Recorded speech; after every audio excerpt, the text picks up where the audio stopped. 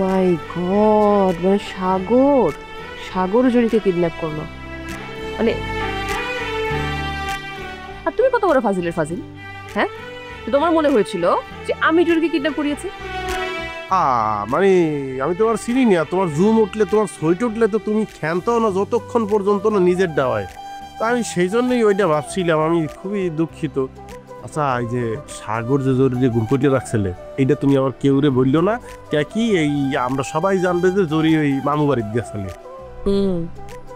মানুষের মনে কত ক্ষোভ থাকলে মানুষ এই টাইপের প্রতিশোধ দেয় বলো? হয় ওই সাগরের লাগে কথা কইছি, সে বলছে জরি নাকি তোমার লোকে বেয়াদবি করছে, এই জন্য এসে আরো সেটে গেছে। আচ্ছা, মানে এই গ্রামের প্রত্যেকটা মানুষ তোমাকে এত ভালোবাসে কেন বলো তো? কোথায় প্রত্যেকটা মানুষ ভালো আসে? ওই সেকেন্ড চেয়ারম্যান যদি আমার ডকমতো পায় টাঙ্গাইয়া পিটাইবে। ও আচ্ছা, মানে সেকেন্ড চেয়ারম্যান তোমাকে ভালোবাসলে তুমি খুশি হতে না? হ্যাঁ, ওইরকম একটা মাইয়া, কি সুন্দর বগের চোখের মতো চোখ, হ্যাঁ, পুটপুট করিয়ে কথা বলে, ওইরকম একটা মাইয়া যদি কাউকে ভালোবাসে, সেই ভালোবাসা প্রত্যাখ্যান করবে এরকম পুরুষ কেডা?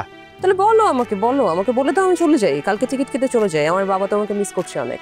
তোমার সাথে থাকার তোমার কোনো ইচ্ছা নাই, কারণ আমি খুব ভালো মতোই বুঝে গেছি যে যদি আমি তোমাকে একটু ছাড় দেই, তুমি আজকে তোমার সেকেন্ড চেয়ারম্যানের কলের উপরে গিয়ে বসে থাকবা। এই যে তুমি উঠে গেছে, এবার জানে মই আউস্তান শর্তে আছি, তুমি জিনিসটা এত সিরিয়াসলি নেলাকা। সব বিষয় নিয়ে না ফান করবা না হাবু, ঠিক আছে? সব বিষয় আমি নিতে পারি না, সব ফান আমি নিতে পারি না। তুমি জানো কখন যে কোন কথা কবুল হয়ে যায়? ওইসে আমি আর কোনোদিন সেকেন্ড চেয়ারম্যান বিষয়ে কোনো আলোচনা করব না। আমার তোমাকে চেনা আছে।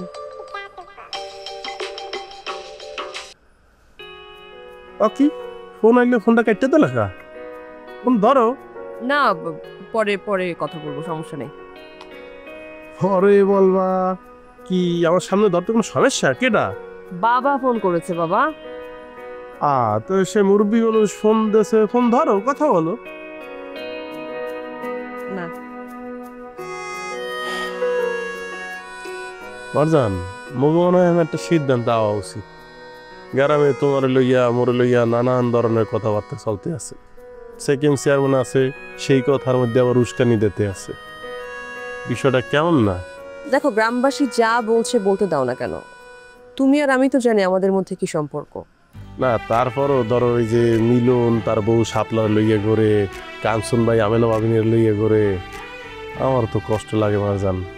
আমি তো তোমার লইয়া আনুষ্ঠানিকভাবে আসলে ওইভাবে ঘুরতে পারি না, এটা তো ঠিকও না। তাছাড়া আব্বা আম্মায় কষ্ট পাইতেছি, এটা আমি বুঝতেছি। তোমার আব্বাও বিষয়টা ভালোভাবে নেবে না, খুবই স্বাভাবিক। এক কাম করো, তুমি তোমার আব্বার লগে কথা কো, আমিও বিষয়টা লইয়া আব্বা আম্মার লগে কথা কই। মানে আমাদের একটা সামাজিকভাবে আমাদের সম্পর্কটাতে একটা তো পরিণতি দেওয়া দরকার।